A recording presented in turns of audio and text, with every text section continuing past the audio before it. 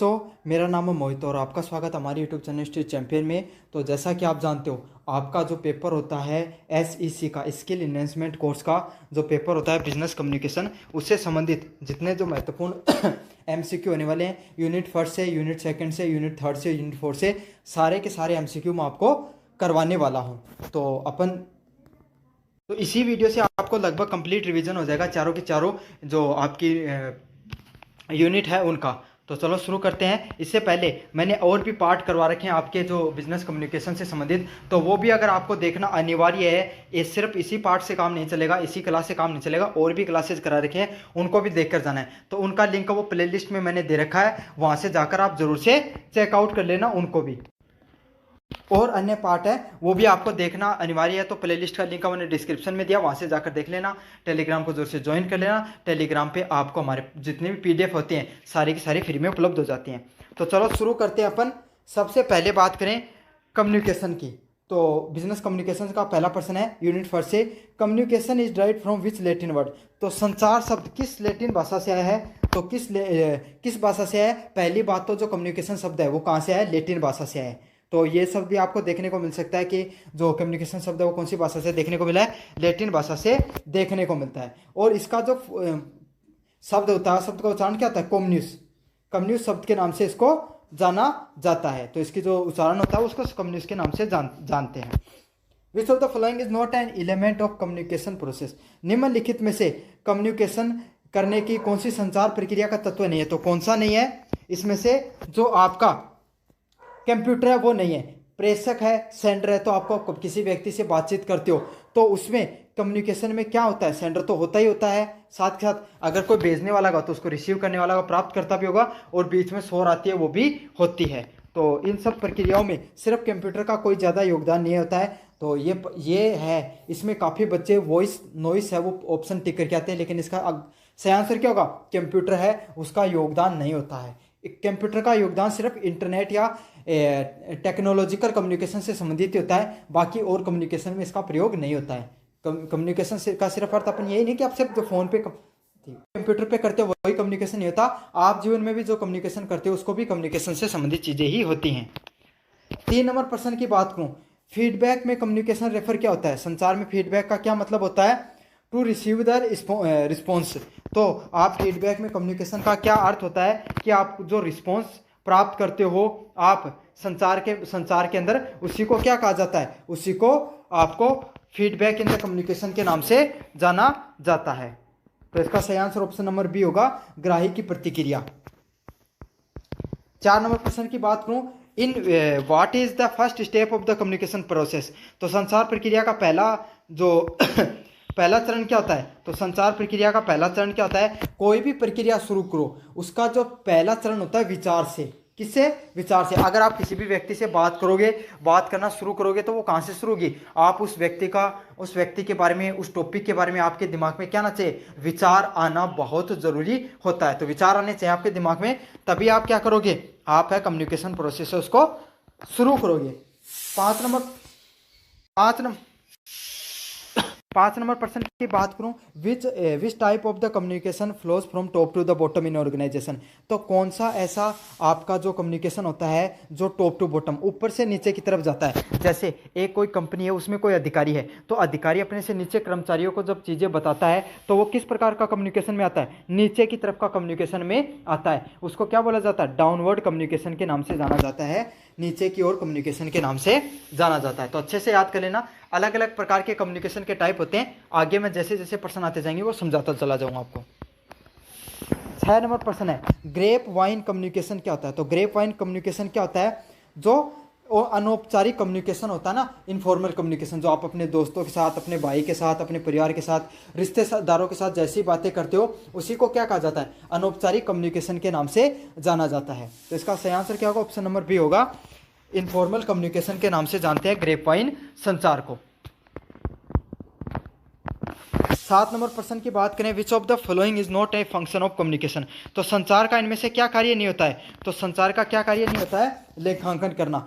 Accounting का कोई कार्य है वो संचार से संबंधित नहीं होता है। तो इसका प्रश्न क्या होगा, सही आंसर क्या होगा? ऑप्शन नंबर डी होगा।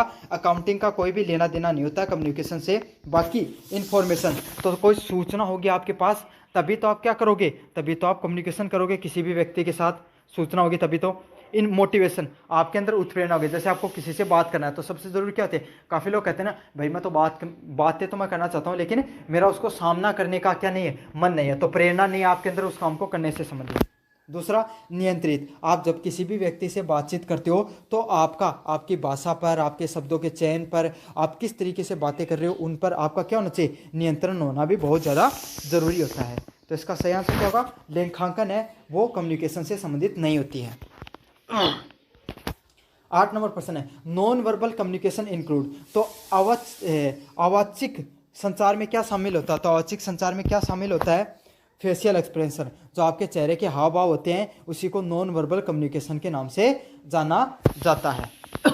जो आप अपने चेहरे के हाव भाव है वो सब देखते हो उसी को अवाचिक कम्युनिकेशन के नाम से जानते हैं। Which one is not A barrier of effective communication. तो संचार में प्रभावी बाधा कौन सी नहीं है? संचार में प्रभावी भाषा कौन सी नहीं होती है? एक्टिव लिसनिंग कभी भी नहीं होती है। एक्टिव लिसनिंग का क्या मतलब होता है? तो एक्टिव लिसनिंग होता है जब कोई भी व्यक्ति है, अब वो आपको बता रहा हो, आप उसको एकदम ध्यानपूर्वक सुन रहे हो, उसी को एक्टिव लिसनिंग कहा जाता है। तो एक्टिव लिसनिंग अगर आप कहीं पे होगी तो वो क्या बैरियर होगी क्या कम्युनिकेशन में? बिल्कुल भी नहीं होगी। बाकी शोर है, जोर जोर से आवाज़ आ रही है कम्युनिकेशन के अंदर तो वो अच्छे से नहीं सुन पाओगी, तो ये भी बाधा होगी। फिल्टरिंग, आप सोच समझ के चीज़ों को, मतलब फिल्टर लगा लगा के चीज़ों को बता रहे हो, सही से स्पष्ट नहीं बता पा रहे हो तो भी स्पष्ट नहीं होगी चीज़ें। और भाषा में अंतर, तो आपको मान लो आपको इंग्लिश समझ में नहीं आती और सामने वाला इंग्लिश में बता रहा है तो आपको क्या होगा, आप क्या चीज़ों को अच्छे से समझ पाओगे? कभी नहीं समझ पाओगे। तो यही होता है एक्टिव लिसनिंग होती है, क्या होती है वो बाधा में नहीं है। बाकी जो जितने भी ऑप्शन है वो बाधा के प्रकार होते हैं कम्युनिकेशन में। तो कम्युनिकेशन में ऐसे पूछे कि भाई बाधा कौन सी होती है, तो शोर हो गया, फिल्टरिंग हो गया, लैंग्वेज डिफरेंस हो गया, ये सब किस में आएंगे? आपके बैरियर में आएंगे। साथ के साथ एक चीज़ और बता दूं, जिस भी पर्सन में आपको बाधा वाला पर्सन आए कम्युनिकेशन में, तो जहां पर आपको बातें करने में दिक्कत आ रही है ऐसा ऑप्शन देखने को मिले वो वाला टिक कर देना आपको। 10 नंबर प्रश्न है, business communication mainly take place in. तो व्यापार संचार मुख्य रूप से कहाँ पर होता है? तो व्यापार संचार मुख्य रूप से कहाँ पर होता है? शेयर इन्फॉर्मेशन, जहाँ पर आपको जो बिजनेस कम्युनिकेशन होता है वो मेनली किससे संबंधित होता है? कोई भी जानकारी को साझा करने से संबंधित होता है। मतलब अगर कोई भी व्यापार से संबंधित बातें करोगे तो उसमें क्या करोगे कि भाई मेरे को ये प्रोडक्ट मंगाना है, मार्केट में इस समय कौन सी चीज़ें ट्रेंडिंग में चल रही हैं, अपने बिजनेस में क्या बेहतर कर सकते हैं, तो आप अपने व्यापार से संबंधित या जानकारी को साझा करने से संबंधित चीज़ें ही उसके अंदर करने वाले हो। तो क्या होगा? बिजनेस कम्युनिकेशन व्यापार संचार में जानकारी को ही साझा किया जाता है। तो इसका सही होगा ऑप्शन नंबर सी, वो सही होने वाला है।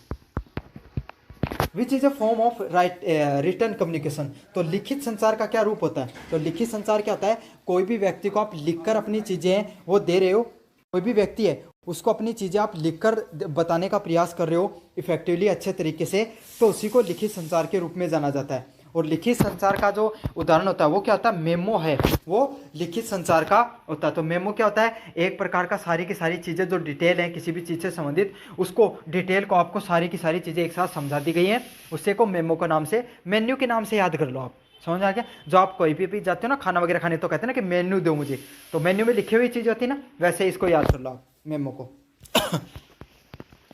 एनकोडिंग का क्या अर्थ होता है? तो एनकोडिंग क्या होता है? तो एनकोडिंग क्या होता है? जो विचार और प्रतीकों को बदलना। देखो काफ़ी बार आप अपने दोस्त के साथ बातें कर रहे हो तो आप क्या करते हो? आप बातें करते हो तो कुछ ऐसे शब्दों का प्रयोग करते हो जो किसी को समझ में नहीं आते, बस आपके दोस्त और आपको समझ में आते हैं। तो उन सब शब्दों को जब पढ़ के आप उनको समझते हो तो उसी को एनकोडिंग करते हैं, आपको ये समझ लो। या काफ़ी बार जो पजल वगैरह आती है ना उनको सोल्व करते हो तो उसको भी एनकोडिंग कह सकते हैं। या फिर जो अलग अलग प्रकार के चित्र आते थे ना उन चित्रों को जोड़कर अपने को कुछ बनाना होता था तो उनको भी एनकोडिंग कहा जाता है। बाकी अगर कम्युनिकेशन में एनकोडिंग का कहाँ प्रयोग होता है तो मैं आपको बता देता हूँ। आप बात कर रहे हो फ़ोन पे, तो आपको पता है फ़ोन पे जब बात करते हो वो कहाँ से बातें होती हैं? वो आपने जो बात कही वो सैटेलाइट पे जाती है, सैटेलाइट से फिर अगले वाले के पास जाती है। सिंपल बता रहा हूँ, बाकी और अलग अलग संचारों के थ्रू जाती है। लेकिन जब आप बातें करें वो सीधी की सीधी बात थोड़ी जाती है, वो कोड में बदल कर जाती है। वो शब्द जाती है, वो कोडिंग होता है, कोड में बदल कर एक तरंग के रूप में जाती है। फिर सैटेलाइट के पास गई, आपने जो बात किया वो किसके पास जाती है, डीमोड्यूलेटर के पास जाती है। डीमोड्यूलेटर होता है, वो उसको तरंग में बदल देता है आपके शब्दों को। फिर वो शब्द है वो सैटेलाइट के पास गए, सैटेलाइट ने आपको उसको मॉड्यूलेटर के पास बदला। इसको रिवर्स कर देना, मतलब वो वहाँ पे मॉड्यूलेटर होगा, यहाँ पे डीमोड्यूलेटर होगा। डीमोड्यूलेटर क्या होगा, जो आपने बातें कही उसको कन्वर्ट किया और फिर सामने वाले के पास पहुँच गई बातों के रूप में। तो यही होता है, इसी को एनकोडिंग कहा जाता है। 13 नंबर प्रश्न, डाउनवर्ड कम्युनिकेशन किस प्रकार का होता है। तो डाउनवर्ड मैंने बताया था ना, उच्च अधिकारी से अधीनस्थ अधिकारी तक, नीचे वाले अधिकारी हो गया, उस तक कोई बात पहुंची जाती है, उसको डाउनवर्ड कम्युनिकेशन के नाम से जाना जाता है। अगले वाला प्रश्न, फॉर्मल कम्युनिकेशन फ्लो, औपचारिक संचार पालन का किस तरीके से होता है। औपचारिक संचार किस तरीके से होता है, हायरार्किकल जो कम्युनिकेशन होता है उसको औपचारिक कम्युनिकेशन के नाम से जानते हैं। पैरा लैंग्वेज इंक्लूड होती है। तो पैरा लैंग्वेज किस प्रकार की होती है, पैरा लैंग्वेज किस प्रकार की होती है, स्वर और उच्चारण से संबंधित जो लैंग्वेज होती है, भाषा होती है, उसी को वॉइस टोन एंड पिच से संबंधित जो भी लैंग्वेज होती है उसको क्या कहा जाता है, आपको पैरा लैंग्वेज के नाम से जाना जाता है।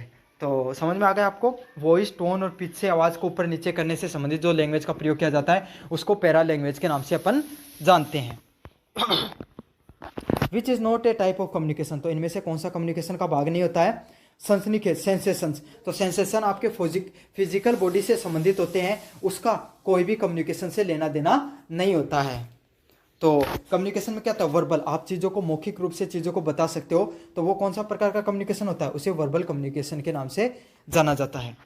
अगला क्या है, अनौपचारिक, नॉन वर्बल। तो नॉन वर्बल मतलब आप अपने इशारों के माध्यम से चीज़ों को समझाने का प्रयास कर रहे हो, उसको क्या कहा जाता है, नॉन वर्बल कम्युनिकेशन के नाम से जाना जाता है। जैसे जो कोई व्यक्ति होता है उसको सुनाई नहीं देता है, तो आप उसको कैसे समझोगे, बोल के थोड़ी समझोगे, तो उसको सुन ही नहीं रहा तो कैसे समझोगे, इशारों के माध्यम से उसको क्या कहा जाता है, नॉन वर्बल कम्युनिकेशन के नाम से जाना जाता है। अगले वाला मौखिक लैंग्वेज, तो आप बोलकर चीज़ों को समझाते हो ओरली, तो वो भी किस में आती है, वो भी संचार के कम्युनिकेशन के टाइप में आती है। 13 नंबर प्रश्न की बात करें, listening which attention is called, ध्यानपूर्वक सुनना क्या कहलाता है। तो ध्यानपूर्वक चीज़ों को सुनना किस में आता है, ध्यानपूर्वक सुनना आता है आपका सक्रिय श्रवण में, मतलब एक्टिव लिसनिंग के तहत आपका आता है। अगले वाले प्रश्न की बात करें, विच of the following is A downward communication tool, तो नीचे की तरफ संचार का कौन सा उपकरण होता है, तो कौन सा होता है, सूचना पट, बुलेटिन बोर्ड। तो आपको क्या होता है भाई, आपके कोई आपका सूचना पट डाल दिया, आपके स्कूल है या कॉलेज आप जहाँ भी जाते हो उसमें सूचना पट डाल दिया कि भाई आपके 22 तारीख से आपके प्रैक्टिकल होंगे, तो वो सूचना पट जो आपको देखने को मिलता है, उस सूचना पट में क्या होगी, आप जो टीचर से जो ने डाला है और जो बच्चे होते हैं नीचे की तरफ, आप बच्चे टीचर होते हैं उनका पद ऊपर होता है, आपका थोड़ा मतलब स्टूडेंट का नीचे होता है, तो उनको या अधीनस्थ होता है, उनको सूचना मिल जाती है इस चीज़ के बारे में। तो इसी को किस नाम से जाना जाता है, डाउनवर्ड कम्युनिकेशन के नाम से जाना जाता है, बुलेटिन बोर्ड को। What is the purpose of feedback in communication, संचार में फीडबैक का क्या उद्देश्य होता है। तो संचार में फीडबैक का क्या उद्देश्य होता है, प्रक्रिया को पूर्ण करना, टू कंप्लीट द प्रोसेस। तो फीडबैक के माध्यम से क्या करते हो, फीडबैक से के माध्यम से आपको कोई भी व्यक्ति है, कहाँ कहाँ आपके बोलने में कमियां हैं, कहाँ कहाँ आप जो संचार में आपको और बेहतर करना चाहिए, तो इन सब चीज़ों के बारे में पता चलता है, ताकि आप उस चीज़ों को और इम्प्रूव कर सको। 20 नंबर प्रश्न है, semantic barrier is related to, तो सिमेटिक बैरियर किससे संबंधित होता है, मीनिंग ऑफ वर्ड, शब्दों के अर्थ से संबंधित होता है आपका सिमेटिक बैरियर। तो मैंने यूनिट फर्स्ट आपको कंप्लीट रिवाइज करा दी है, अब यूनिट सेकंड की अपन बात करेंगे। तो पहला है advertisement is a form of, तो एडवर्टाइजमेंट किस प्रकार का कम्युनिकेशन होता है, तो किस प्रकार का होता है, रिटर्न कम्युनिकेशन। तो एडवर्टाइजमेंट किया जाता है, उसमें देखो एडवर्टाइजमेंट होता है, अब ये एडवर्टाइजमेंट कहाँ, न्यूज़पेपर वाले एडवर्टाइजमेंट की बात की, बाकी एडवर्टाइजमेंट में ऑडियो भी होता है, एडवर्टाइजमेंट में विजुअल्स भी होते हैं और रिटर्न भी होता है। एडवर्टाइजमेंट में तीनों के तीनों प्रकार आते हैं, समझ में आ गया। लेकिन ये न्यूज़पेपर वाले एडवर्टाइजमेंट की बात की है, तो यहाँ पर कौन सा आएगा, रिटर्न कम्युनिकेशन आएगा। तो अगर आपको टीवी एडवर्टाइजमेंट की बात करें तो विजुअल प्लस ऑडियो करके आना है, न्यूज़पेपर या नॉर्मल एडवर्टाइजमेंट की बात करें तो वहाँ पर रिटर्न करके आना है, और आपको रेडियो एडवर्टाइजमेंट की बात करें तो वहाँ पर ऑडियो करके आना है। तो तीनों में डिफरेंस अच्छे से समझ लेना। टीवी पर आए तो ऑडियो, विजुअल और दोनों आएगा, रेडियो पर ऑडियो आएगा, और नॉर्मल एडवर्टाइजमेंट की बात करें तो वहाँ पर कौन सा आएगा, रिटर्न कम्युनिकेशन आएगा। भाई 2 नंबर प्रश्न है, ए टेंडर जनरली इनवाइट टू, तो टेंडर में किसको इनवाइट किया जाता है, कंपेयर ऑफर्स फ्रॉम सप्लायर, तो आपूर्तिकर्ता से प्रस्तावों को तुलना करने के लिए। तो आपूर्तिकर्ता को किस किस प्रकार की चीज़ों की जरूरत होती है, इस सब चीज़ों को बताया जाता है कि भाई टेंडर में क्या भराया जाता है। जैसे आपके गांव की सड़क बन रही है तो उसका टेंडर छूट रहा है, तो क्या करेंगे, जितने भी लोग जो ठेकेदार होते हैं जो सड़क बनाते हैं उनसे भराएंगे कि भाई आप प्रति 1 किलोमीटर बनाने पर आपका कितना खर्चा होगा, आप कितना खर्चा लोगे। तो उसी को क्या कहा जाता है, टेंडर के नाम से जाना जाता है। तो इस प्रकार से क्या होगा, अलग अलग करके प्रकार के जो सप्लायर होते हैं उनके जो प्रस्ताव होंगे उसको आपको कंपेयर करते हैं इस माध्यम से। 3 नंबर प्रश्न है, which of the following is essential in formal notice, तो औपचारिक सूचना में क्या आवश्यकता होती है, तो औपचारिक सूचना में क्या आवश्यकता होती है, डेट और टाइम की। तो औपचारिक जो सूचना होती है उसमें आप दिनांक दे के रखते हो और समय भी साथ के साथ उसमें दिया जाता है। तो इसका सही आंसर होगा ऑप्शन नंबर बी है वो सही answer. Which of the following is essential in the formal notice, तो फॉर्मल नोटिस में क्या होता है, दिनांक और समय है, दोनों की दोनों चीजें देखने को मिलती है।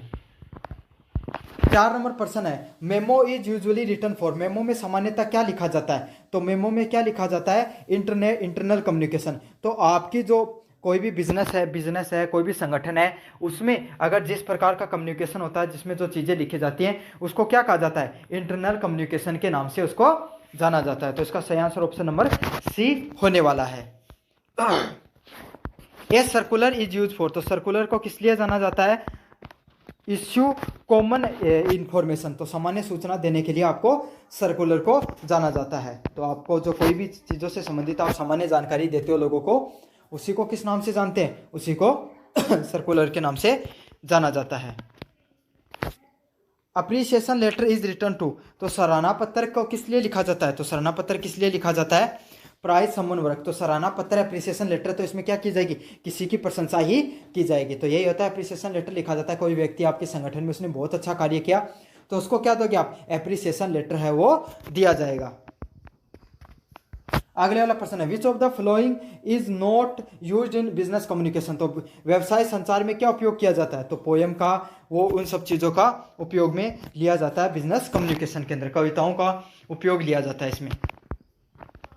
8 नंबर प्रश्न है, एक कंप्लेंट लेटर शुड बी, तो एक शिकायत पत्र में क्या होती है, जब आप कोई भी व्यक्ति से शिकायत करते हो तो उसमें किस प्रकार की बातें होनी चाहिए, तथ्यात्मक और विनम्र भाषा का प्रयोग होना चाहिए। तो आपको उसमें तथ्य जो होने बहुत जरूरी है, अगर तथ्य नहीं होंगे तो सामने वाले व्यक्ति है हो सकता है उसकी कोई गलती नहीं हो, वो कह दे भाई मैं तो गलती नहीं थी, लेकिन आप तथ्य दोगे तो उसे तर्कों के साथ चीजों को मानना पड़ेगा। 9 नंबर प्रश्न है, minutes of the meeting include, meeting में कार्यवर्त क्या शामिल होती है, तो जो आप मीटिंग में कार्यवर्त डालते हो उसमें क्या होते हैं, डिस्कशन समरी, तो चर्चा होती है, चर्चा का जो सारांश होता है आपने क्या क्या चर्चा की उसका क्या क्या सारांश निकला उससे संबंधित होती है आपकी मिनट ऑफ मीटिंग में इंक्लूड होती है। तो इसका सही आंसर क्या होने वाला, ऑप्शन नंबर बी है वो सही आंसर होने वाला है। अगले वाला, एडवर्टाइजमेंट शुड बी, तो विज्ञापन होना चाहिए, तो विज्ञापन में क्या होता है, विज्ञापन कैसा होता है, अट्रैक्टिव एंड क्लियर होता है। तो विज्ञापन एक प्रकार का आपको अट्रैक्टिव देखने को मिलता है और स्पष्ट भी होना चाहिए। समझ में आ गया आपको, एडवर्टाइजमेंट कैसा होना चाहिए भाई, एडवर्टाइजमेंट में आप अपनी चीज़ों की कंपनी की चीज़ों को प्रमोट कर रहे हो तो आपको वो सही से दर्शाना उनको जरूरी है। दूसरा, आपने ऐसी लैंग्वेज का प्रयोग कर दिया किसी को समझ में नहीं आया तो मतलब ही क्या निकला उस एडवर्टाइजमेंट का, जब लोग समझ ही नहीं पाए। आपका तो उद्देश्य यही है कि चीज आपकी चीज़ है उसको लोगों तक, ज़्यादा लोगों तक पहुंच बनाई जा सके। Order letter is send to, order पत्र कहाँ भेजा जाता है, तो ऑर्डर पत्र कहाँ पर भेजा जाता है, आपूर्तिकर्ताओं को। सप्लायर होता है उसको आप क्या भेजते हो, अपना ऑर्डर पत्र है वो भेजा जाता है। 12 नंबर प्रश्न है, which part is mandatory in the circular, तो परिपत्र में कौन सा भाग का उपयोग किया जाता है, तो परिपत्र होता है उसमें किसका प्रयोग किया जाता है, तिथि और विषय का प्रयोग में ली जाती है। तो आपको पता चल गया कि आप जो सर्कुलर करते हो, जो आपको भैया सर्कुलर जारी किया जाता है, सर्कुलर क्या था, जो आपके स्कूल या कॉलेज में नोटिस लगाए जाते हैं ना, जो उसी को सर्कुलर के नाम से जाना जाता है। तो उसमें डेट भी होगा और विषय दोनों जरूरी से डाली जाते हैं, आप देख लेना आपकी बार कॉलेज में जाओ जब। 13 नंबर प्रश्न है, टेंडर किससे संबंधित होते हैं, टेंडर इज रिलेटेड टू, तो सही आंसर होने वाला ऑप्शन नंबर बी, कोटेशन से संबंधित होते हैं। टेंडर होते हैं वो कोटेशन से संबंधित होते हैं आपके। ए गुड मेमो इंक्लूड्स, तो एक अच्छा मेमो में क्या शामिल करता है, तो एक अच्छे मेमो में क्या क्या चीज़ें शामिल होती हैं। 14 नंबर प्रश्न का सही आंसर क्या, ऑप्शन नंबर सी, संक्षिप्त में मैसेज डाले जाते हैं। तो एक मेमो में क्या होता है, गुड मेमो में क्या क्या चीज़ें होती हैं, एक संक्षिप्त में सारे के सारे मैसेज हैं वो आपको देखने को मिल जाते हैं। तो इसका सही आंसर क्या होने वाला है, ऑप्शन नंबर सी है वो सही आंसर होने वाला है। 15 नंबर प्रश्न, which document is use to record the decision made in a meeting, तो बैठक में किए गए निर्णयों को रिकॉर्ड लेने के लिए कौन सा दस्तावेज उपयोग किया जाता है, तो कौन सा किया जाता है, मिनट का कार्यव्रत का उपयोग किया जाता है इसमें। 16 नंबर प्रश्न है, which communication is for public information, तो सार्वजनिक जानकारी के लिए कौन सा संचार होता है, तो सार्वजनिक जानकारी के लिए कौन सा संचार किया जाता है, आपका विज्ञापन का संचार है वो किया जाता है। तो कौन सा किया जाता है इसमें से, विज्ञापन का संचार है वो सार्वजनिक रूप से किया जाता है। तो सार्वजनिक जानकारी से संबंधित होता है आपका विज्ञापन। अब आपकी यूनिट नंबर 2 रिवाइज हो गई। अब अपन देखेंगे यूनिट नंबर 3 की तरफ। What is the most appropriate way to greet in formal situation, तो औपचारिक स्थिति में अभिवादन का सबसे उपयुक्त तरीका क्या होता है, तो क्या होगा, गुड मॉर्निंग सर और मैडम। तो आप जो अभिवादन में सबसे उपयुक्त तरीका यही होगा कि आप जब लोगों को कहते हो गुड मॉर्निंग सर और मैडम है, वही तो औपचारिक होगी, औपचारिक चीज़ों को बताने का तरीका होता है। 2 नंबर प्रश्न है, which of the following is a proper telephone etiquette, तो कौन सा टेलीफोन शिष्टाचार से संबंधित होता है, तो कौन सा टेलीफोन संचार से संबंधित होता है, ग्रीट एंड इंट्रोडक्शन इन्फॉर्मेशन। तो आपके सामने ग्रीट एंड इंट्रोड्यूस होता योरसेल्फ होता है, नमस्कार कहकर अपना परिचय देते हो। तो आप किसी पे बात करते हो तो आप क्या करते हो, राम राम बोलते हो, हेलो बोलते हो, या फिर आपसे संबंध जो भी आपके आसपास जो चीज़ें बोली जाती है वो बोलते हो। और फिर पहली बार किसी व्यक्ति से बात कर रहे हो तो क्या करोगे, आप परिचय बोलो, भाई मेरा नाम यो है और मैं वहाँ से बोल रहा हूँ। समझ में आ गया आपको, ऐसे तो करते हो, तो उसी को टेलीफोन संचार के नाम से जानते हैं। In a PPT is slide must content, तो पीपीटी में प्रत्येक स्लाइड में क्या क्या होना चाहिए, छोटे छोटे बुलेट में, शॉर्ट बुलेट में चीज़ों को लिखा हुआ होना बहुत ज़्यादा जरूरी होता है। तो छोटे छोटे बुलेट में चीज़ें लिखोगे तो क्या होगा, पीपीटी क्या होती है, पीपीटी में आपको सारी की सारी जानकारियाँ संक्षिप्त रूप से देना होता है। तो ये होता है छोटे छोटे बुलेट पॉइंट में आपको पीपीटी में चीज़ों को लिखा हुआ होना जरूरी होता है। 4 नंबर प्रश्न की बात करें, while attending A phone sell your tone should be, तो कोई भी फोन को अटेंड करते समय आपकी आवाज़ कैसी होनी चाहिए, तो कैसी होनी चाहिए, विनम्र और स्पष्ट। तो आप कैसे बताओगे चीज़ों को, आप विनम्रता के साथ चीज़ों को स्पष्ट करोगे और आपकी भाषा है वो भी एकदम क्या होनी चाहिए, क्लियर और स्पष्ट होना उसका अनिवार्य होता है। तो इसका सही आंसर क्या होगा, ऑप्शन नंबर सी होगा, पोलाइट एंड क्लियर लैंग्वेज होनी बहुत ज़्यादा जरूरी होती है। 5 नंबर प्रश्न, विच software is commonly used for making presentation, तो प्रस्तुति बनाने के लिए कौन सा सॉफ्टवेयर प्रयोग किया जाता है, तो पावर पॉइंट नामक सॉफ्टवेयर है, उसको आपकी प्रस्तुति बनाने के समय प्रयोग में लिया जाता है। तो इसका सही आंसर क्या होगा, ऑप्शन नंबर सी है वो सही ऑप्शन होने वाला है, पावर पॉइंट का उपयोग में लिया जाता है। 6 नंबर प्रश्न है, during an interview attending eye contact सोच, तो इंटरव्यू के दौरान आंखों से आंखें मिलाना क्या दर्शाता है, तो आप इंटरव्यू में कोई भी व्यक्ति से इंटरव्यूअर से अपनी आंखों से आंखें मिला रहे हो तो इसका अर्थ यही है कि आप बहुत ही ज़्यादा कॉन्फिडेंट हो, उस सब्जेक्ट पे आपको अच्छे से आते हो और आप कॉन्फिडेंस है आपके अंदर। तो यही होता है, ये आपके कॉन्फिडेंस को दिखाने का प्रयास करता है जब हम इंटरव्यू से आंखें मिलाते हो। तो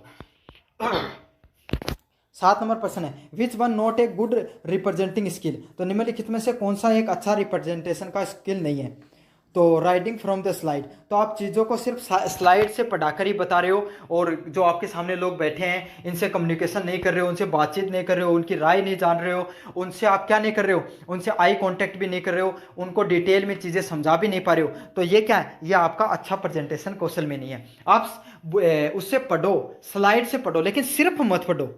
समझ में आ गया आपको, सिर्फ स्लाइड में ही देखकर नहीं पढ़ना है, आपको पहले पढ़ना अच्छी बात है, लेकिन बाद में अच्छे से चीज़ों को समझाओ, आपके सामने जो लोग बैठे हैं उनसे भी राय लो कि क्या हो सकता था इस सिचुएशन में। अगर आप अगले वाले प्रश्न की बात को 8 नंबर प्रश्न की, इन एक ग्रुप डिस्कशन यू शुड, तो समूह चर्चा करते समय आपको क्या करना चाहिए, समूह में आप जब लोगों से बातचीत कर रहे हो तो आपको क्या करना चाहिए, लिसन एक्टिवली। तो आपको समूह चर्चा में, ग्रुप डिस्कशन में सामने वाले जो व्यक्ति हैं उनकी भी बातें अच्छे से सुननी चाहिए। ऐसे नहीं कि आप सिर्फ अपनी अपनी गाए जा रहे हो, सामने वाले की नहीं सुन रहे हो।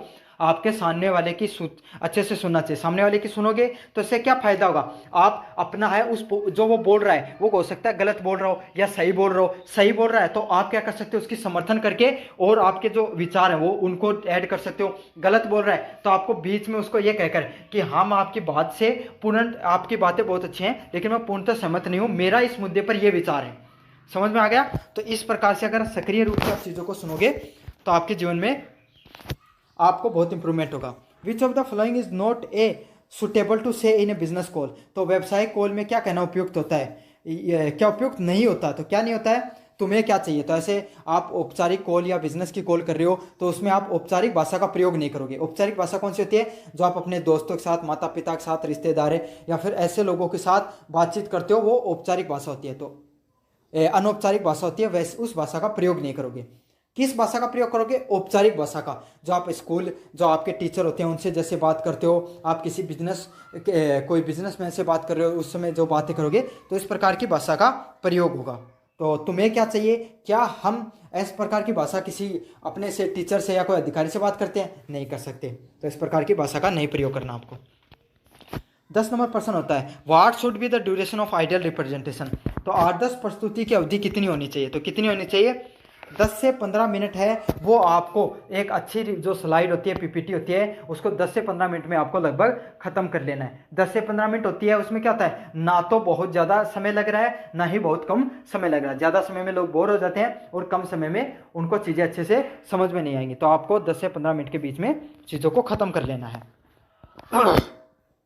विच of the following is a soft skill evaluated during interview. तो इंटरव्यू के दौरान कौन सी सॉफ्ट स्किल को जांचा जाता है, कौन सी स्किल को, संचार स्किल को। आपकी जो कम्युनिकेशन स्किल होती है उसको जांचा जाता है आपकी जो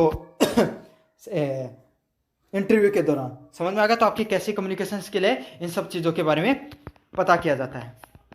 12 नंबर प्रश्न है what should be avoid during giving representation. तो प्रस्तुति देते समय क्या करना चाहिए, turning your back to audience. तो दर्शकों को पीठ करना।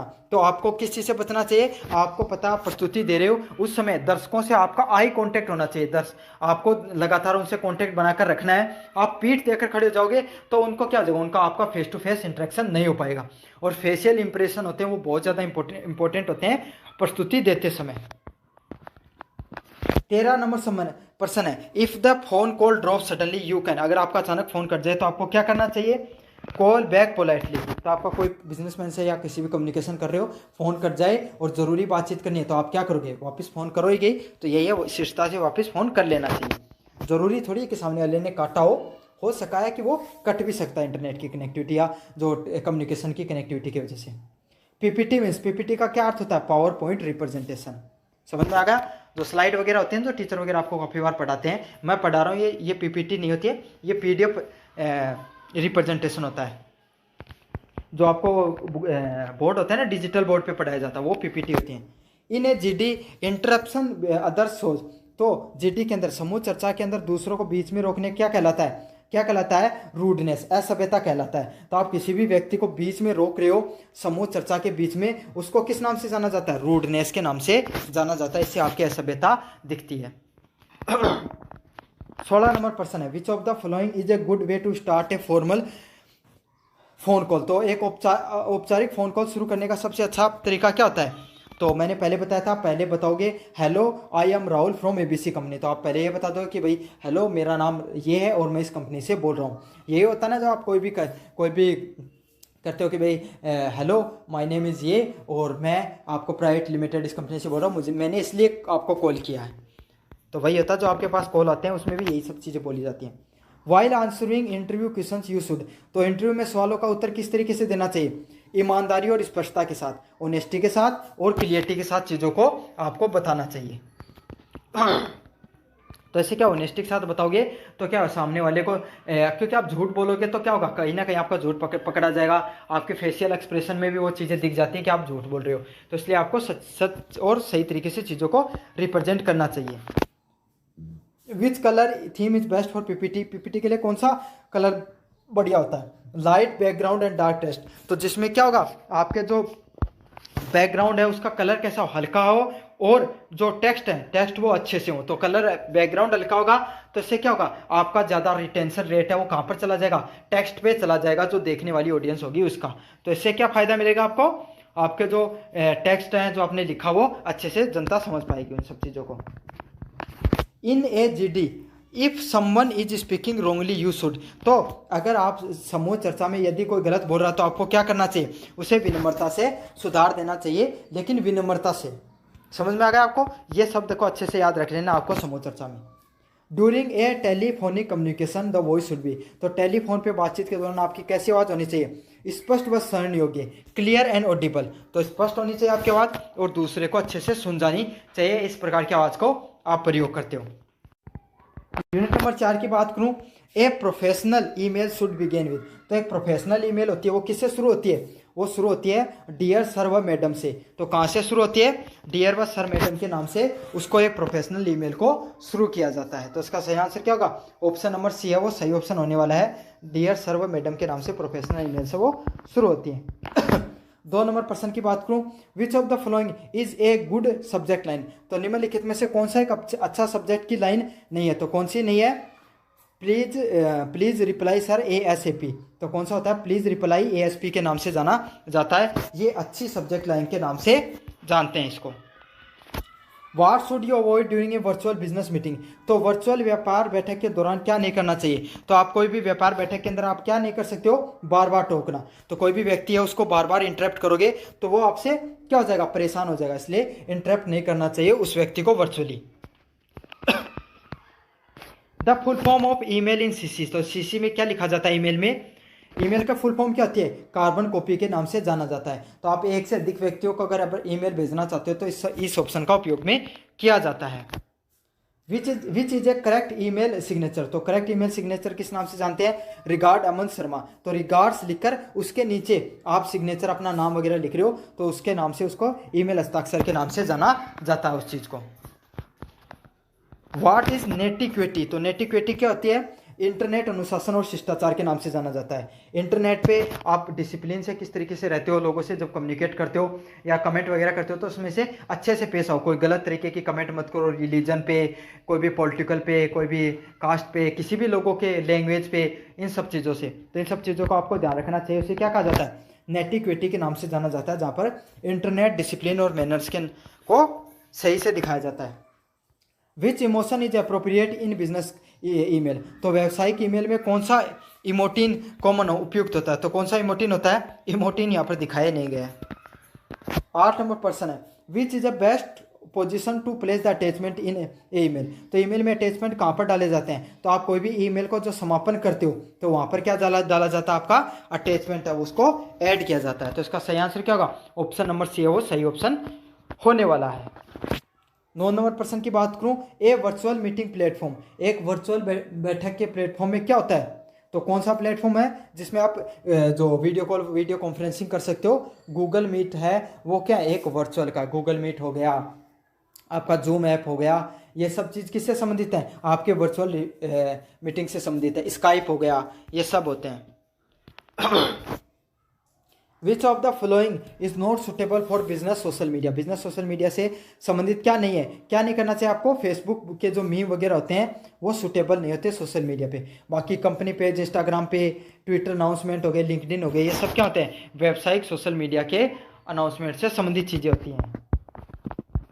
11 नंबर प्रश्न की बात करूँ, what should be the tone of professional email. तो एक पेशेवर ईमेल का स्वर कैसा होता है, तो कैसा होता है, फॉर्मल और पोलाइट। एक औपचारिक और विनम्र भाषा का उपयोग किया जाता है इसमें, आपकी जो पेशेवर ईमेल होती है इसके अंतर्गत।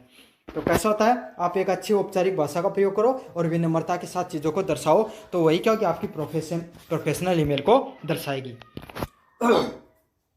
Before joining a virtual meeting one should. तो वर्चुअल मीटिंग में शामिल होने से पहले आपको क्या करना चाहिए, टेस्ट माइक्रोफोन और कैमरा। तो माइक्रोफोन और कैमरा है उसको आप चलाओगे तो इससे क्या होगा, आपको क्या होगा, वर्चुअल मीटिंग है वो उसमें आप शुरू हो जाओगे, वर्चुअल मीटिंग में कनेक्ट कर लो। तो वीडियो कॉल करने के लिए आपके दो ही चीज़ें होती है ना, आपके कैमरा ऑन होना चाहिए और ऑडियो है वो अच्छे से आनी चाहिए। तो ऑडियो के लिए वॉइस होना चाहिए, माइक्रोफोन और कैमरा ऑन होना चाहिए। 13 नंबर प्रश्न है, what is BCC in email. तो ईमेल के अंदर BCC क्या होती है, हिडन कॉपी ऑफ रेसिपिएंट्स, तो गुप्त प्राप्तकर्ताओं के लिए, तो जो हिडन जो चीज़ें होती हैं, जो रेसिपिएंट होते हैं, उनके लिए आपको बीसीसी डाला जाता है। 14 नंबर प्रश्न है, which platform is use for professional networking, तो पेशेवर नेटवर्किंग से संबंधित कौन सा होता है? लिंक्डइन है, वो आपका प्रोफेशनल नेटवर्किंग से संबंधित होता है। In email writing the body of the email should be, तो ईमेल लेखन में एक मुख्य भाग क्या होना चाहिए आपका? क्लियर और to the point, point to point आपको चीज़ों को समझाना है और एकदम स्पष्ट तरीके से चीज़ों को आपको समझा देना। तो वही होता है ईमेल राइटिंग में, आपको जब बॉडी लिखते हो तो उसमें क्या होना चाहिए? क्लियर होनी चाहिए, चीज़ें स्पष्ट होनी चाहिए और विषय लिखे हुए होने चाहिए। 16 नंबर प्रश्न है, what is the appropriate in virtual meeting, तो वर्चुअल मीटिंग में क्या अप्रोप्रिएट होता है, क्या अनुचित होता है? तो क्या होता है? कॉल के दौरान खाना, तो आप किसी से बात कर रहे हो और उस दौरान खाना खा रहे हो, तो क्या होगा? वो सही, उसमें आपका इंटेंशन जाएगा या नहीं जाएगा? बिल्कुल भी नहीं जाएगा। तो आपको बातचीत करते समय, वर्चुअल मीटिंग करते समय खाना वगैरह नहीं खाना है। समझ आ गया? क्योंकि आप भाई क्या कर रहे हो? आप अपनी एक फॉर्मल मीटिंग कर रहे हो, औपचारिक मीटिंग कर रहे हो, इससे सही संदेश नहीं जाता लोगों के बीच में। विच of the following social media is not ideal for business communication, तो व्यापार आधारित संचार के लिए कौन सा प्लेटफॉर्म सही नहीं है? तो इंस्टाग्राम पे डीएम पे बात करते हो, वो आपको औपचारिक के लिए सही नहीं है। आप डायरेक्ट क्या कर सकते हो? प्रोफेशनल मेल वगैरह भेज सकते हो, तो मेल भेज सकते हो, स्लैक कर सकते हो, लिंक्डइन पर बात कर सकते हो। The use of all caps in email is considered, तो ईमेल में सभी अक्षर बड़े अक्षरों में लिखना क्या माना जाता है? तो ईमेल में जो बड़े अक्षरों में जो चीज़ लिखी जाती है उसको किस चीज़ से माना जाता है? उसको शाउटिंग के नाम से जाना जाता है। उसको अगर बड़े बड़े अक्षरों में कोई व्यक्ति लिख रहा है ईमेल पे, तो समझ लो वो आप पर चिल्ला रहा है। तो ईमेल में आपको कभी भी बड़े अक्षरों में सभी चीज़ें नहीं लिखनी है, इससे गलत इंप्रेशन जाता है आपका, क्योंकि आपको पता नहीं होगा, हो सकता है। 20 नंबर प्रश्न है, which of the following reflects the netiquette, तो नेटिक्विटी क्या होती है? सम्मान पूर्वक और संक्षिप्तता से किसी भी व्यक्ति से बात करना नेटिक्विटी होती है, और ये संबंधित किससे होता है? इंटरनेट पर शिष्टाचार से संबंधित होता है। तो धन्यवाद, मैंने सारी चीज़ों को इससे संबंधित, बिजनेस कम्युनिकेशन से संबंधित आपको बता दिया। पहले भी 2 से 3 वीडियो डाले गए हैं, तो उनको आपको जो डिस्क्रिप्शन में प्ले लिस्ट का लिंक है वहाँ से जाकर देख लेना। धन्यवाद। मेरा नाम है मोहित और आपका स्वागत हमारे यूट्यूब चैनल स्टडी चैंपियन में। तो जैसा कि आप जानते हो, आपका जो पेपर होता है SEC का स्किल इन्हेंसमेंट कोर्स, और उसके जो इम्पोर्टेंट MCQs होते हैं उसका मैं पार्ट नंबर 2 लेके आया हूँ। आपका जो पेपर होता है बिजनेस कम्युनिकेशन स्किल का, तो इसमें आपके जो 4 यूनिट होती हैं, यूनिट 1, यूनिट 2, यूनिट 3 और यूनिट 4, चारों के चारों यूनिट का आपका क्या हो जाएगा? रिवीजन हो जाएगा। खास बात ये भी होगी, रिवीजन के साथ मैं आपको थ्योरी भी करवाने वाला हूँ इसमें, और प्लस जो ये बिजनेस कम्युनिकेशन स्किल है, इसमें आपको जो थ्योरेटिकल लैंग्वेज होती है उसके बारे में आपको मैं बताऊँगा। तो बहुत इंपॉर्टेंट होने वाला है वीडियो आपके लिए, तो चैनल को ज़ोर से सब्सक्राइब कर लेना अभी तक नहीं किया है, और वीडियो को ज़ोर से लाइक कर देना। तो चलो शुरू करते हैं अपन इस वीडियो को। पहला क्वेश्चन है, संचार प्रक्रिया का प्रारंभिक बिंदु क्या होता है? What is the starting point of the communication process, तो कोई भी तो what is the starting point of communication process, तो संचार प्रक्रिया जो शुरू होती है, किसी से आप बातचीत शुरू करते हो, तो उसका स्टार्टिंग का बिंदु क्या होता है? तो क्या होता है? विचार उत्पन्न करना। तो सबसे पहले आपको कोई एक व्यक्ति अच्छा लगा, आपको लगा कि हमें इससे बातचीत शुरू करनी है, तो आपको ये कब आप क्या क्या सोचोगे कि भाई मुझे इस व्यक्ति से क्या बात करनी है? समझ में आया आपके? तो ये विचार उत्पन्न होंगे तभी तो आप बातचीत शुरू करोगे ना। तो यही है, कोई विचार उत्पन्न होंगे तभी है वो जो कम्युनिकेशन है, संचार प्रक्रिया, वो क्या होगी? शुरू होगी आपकी। अगले वाला है, क्रॉस वर्ड संचार किसका उदाहरण है? Grapevine communication is an example of, तो ग्रेपवाइन जो कम्युनिकेशन है वो किसका उदाहरण है? तो ये उदाहरण होता है इनफॉर्मल चैनल का। जो क्रॉस वर्ड जो संचार होते हैं ना, ये इनफॉर्मल चैनल से संबंधित होते हैं। इनफॉर्मल चैनल मतलब क्रॉस वर्ड का अर्थ होता है जो औपचारिक, जो समाज के अंदर जो रूमर वगैरह फैलते हैं ना, उसे क्या कहा जाता है? क्रॉस वर्ड के नाम से जाना जाता है, और ये इनफॉर्मल चैनल से संबंधित है। ये जो आपके प्रश्न है काफ़ी मतलब जो टिपिकल पेपर आ सकता है, हार्ड पेपर आ सकता है, उस हिसाब से मैंने इन प्रश्नों को बनाने का प्रयास किया पूरा का पूरा। अगले वाला, प्रभावी संचार का सबसे महत्वपूर्ण विशेषता क्या होती है? तो प्रभावी संचार की सबसे महत्वपूर्ण विशेषता क्या होती है? Intended meaning understand by the receivers, मतलब प्राप्तकर्ता द्वारा समझा गया इच्छित अर्थ। तो यही होता है, कोई भी जो बेस्ट कैरेक्टरिस्टिक्स होती है इफेक्टिव कम्युनिकेशन की, क्या होती है, यही होती है कि जो रिसीवर है, जिसको जो संदेश आपको प्राप्त हो रहा है वो उसका अर्थ समझ पाए। जैसे आप अपने दोस्त को कोई मैसेज लिखा टेक्स्ट पे और वो इसको अच्छे से समझ पा गया, और जो आपने फीलिंग अपनी बताई थी वो उसने उसको अच्छे से समझ में आ गई, तो इसका मतलब क्या हुआ, आपका जो लिखा हुआ मैसेज वो क्या हो गया, सफल हो गया है। तो इसका सही आंसर क्या होगा, ऑप्शन नंबर 3 होगा, प्राप्त कर्ता द्वारा समझा गया इच्छित अर्थ। अगला क्या, शाब्दिक बाधा किससे संबंधित है, तो semantic barrier is related to, तो सेमेटिक बैरियर होता है ना, वो किससे संबंधित होता है, मीनिंग ऑफ द वर्ड से संबंधित होता है। सेमेटिक बैरियर में क्या होता है कि जो शब्दों का जो वर्ड्स होते हैं ना, वर्ड्स हो गया, सिंबल्स हो गया, और जो लैंग्वेज, तो ये अगर अपन नहीं समझ पाते हैं कोई भी भाषा की, तो आपके सामने अगर आप में से उर्दू लैंग्वेज किसी को नहीं आती है, तो अगर हम सबको याद नहीं आती है लगभग, वो तो रख दें, तो क्या हमें समझ में आती है, नहीं आती है। तो यही बात है, तो उसमें कैसे जो बैरियर निकल कर आता है, सेमेटिक बैरियर निकल कर आता है, ना हमें मीनिंग पता है, ना हमें उनका सिंबल पता है, ना हमें उन्हें उस भाषा का क्या पता है, उस लैंग्वेज के बारे में पता है। तो इसका सही आंसर क्या होगा, मीनिंग ऑफ द वर्ड्स के नाम से होगा।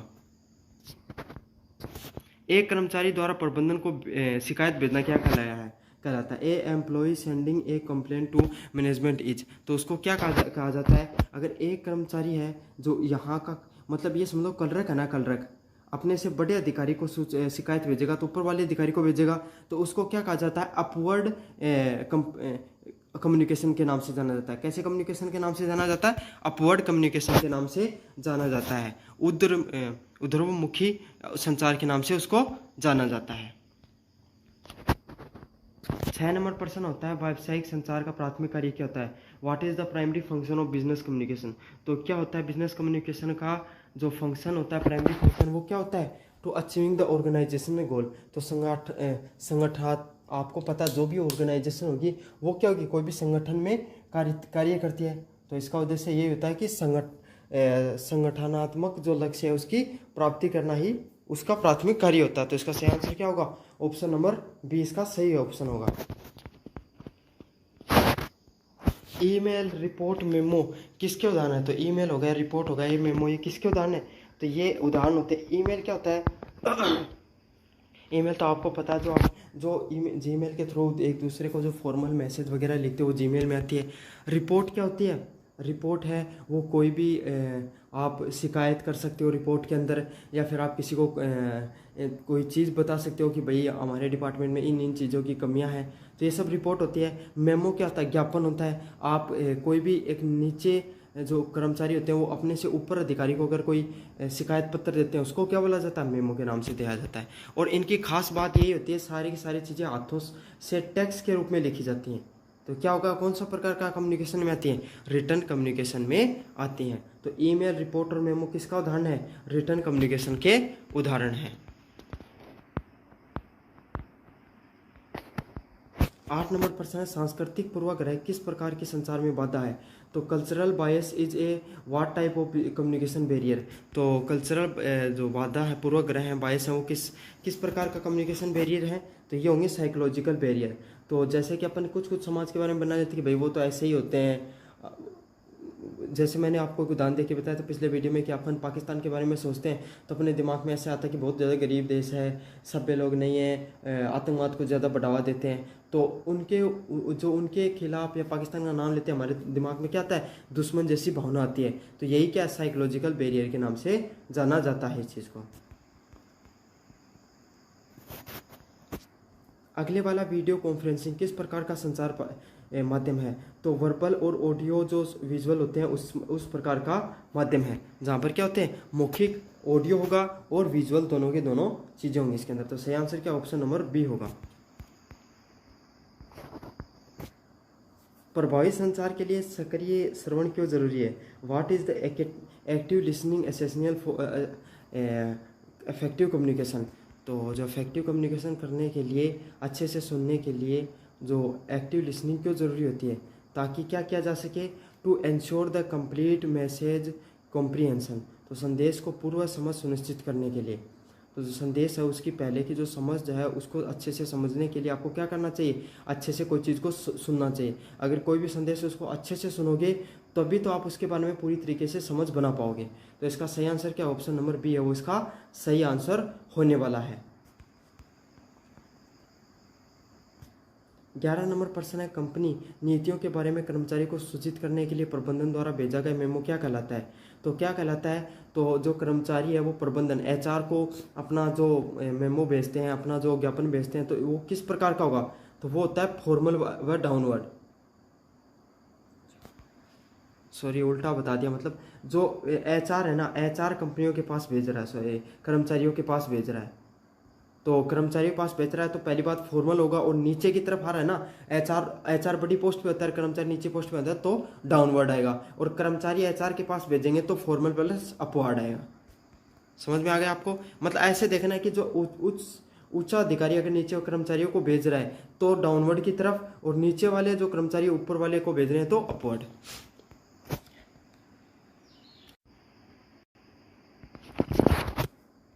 12 नंबर प्रश्न होगा, filtering barrier in communication cause by. तो संचार में जो फिल्टरिंग की बाधा है वो किससे उत्पन्न होती है।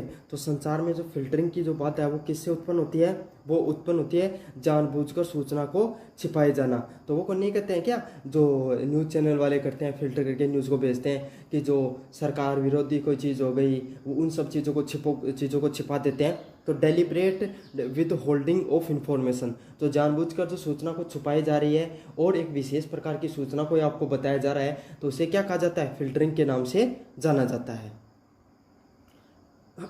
ये थोड़े पर्सन हैं, इनकी लैंग्वेज अलग है, इजी थोड़ा मतलब टिपिकल से टाइप के बनाए। अगर पर्सन थोड़ा बहुत घुमा कर आता है तो आप इन प्रश्नों को किस प्रकार से टैकल कर पाओगे।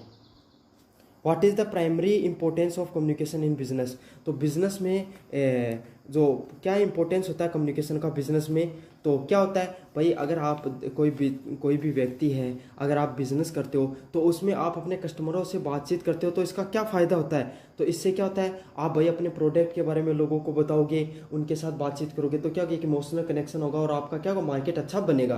तो इससे क्या होता है, आप इन्फॉर्मेशन को शेयर करते हो और डिसीजन लेने में कार्य करते हो। भाई उनसे फीडबैक लेते हो, कैसी है, अभी भी मैंने नया शुरू किया तो ये कैसा चलता है, कैसा आपको क्या हमारे प्रोडक्ट अच्छे लग रहे हैं, नहीं लग रहे हैं, तो उसके साथ क्या इमोशनल कनेक्शन अच्छा चलता है। और आपको भी पता है, जो जिस दुकान पे जाते हो और उसका चाहे वो चीज़ थोड़ी सी 19-20 चल जाएगी, लेकिन इंसान अच्छे से बात कर ले, अच्छे से व्यवहार कर ले, आपने कहा कि मैं तो 50 रुपये कम दूंगा, वो मान जाए, तो आप क्या होता है, वहाँ पर ही आप चीज़ें खरीद लेते हो। तो इसका सही आंसर ऑप्शन नंबर बी होगा। शारीरिक भाषा और चेहरे के भाव किस प्रकार के संचार के अंतर्गत आते हैं। Body language and facial expressions fall under which type of communication. तो किस प्रकार के कम्युनिकेशन के अंतर्गत आते हैं, तो ये आते हैं आपके नॉन वर्बल कम्युनिकेशन के अंतर्गत आते हैं। अशाब्दिक जो मैसेज आते हैं उनके अंतर्गत आते हैं। शारीरिक भाषा होती है आपकी और जो चेहरे के हाव भाव होते हैं वो। सूचना का अति भार किस बाधा का उदाहरण होता है। तो सूचना का जो अति भार होता है वो किस बाधा का होता है, मनोवैज्ञानिक जो बाधा होती है ना उसका भार होता है सूचना का अति भार। तो इसे साइकोलॉजिकल बैरियर के नाम से इसको जानते हैं अपन। तो ये थे अपने जो आपके जो 15 इंपॉर्टेंट क्वेश्चन है यूनिट फर्स्ट से, वो आप करेंगे अपन अगले वाले यूनिट। तो अगले वाला यूनिट है उसका क्या विज्ञापन का जो प्राथमिक उद्देश्य क्या होता है। What is the primary purpose of the advertisement. तो एडवर्टाइजमेंट का प्राइमरी पर्पज क्या होता है, इसका सही आंसर क्या होगा, ऑप्शन नंबर बी होगा, उत्पाद सेवा की जानकारी देना और बिक्री बढ़ाना। तो आपको पता है जब एडवर्टाइजमेंट किसी चीज़ का किया जाता है तो उसका क्या फ़ायदा होता है, उस प्रोडक्ट के बारे में हमें पता चलता है और उसकी बिक्री बढ़ जाती है। तो इसका क्या होगा, information about the product and services boost.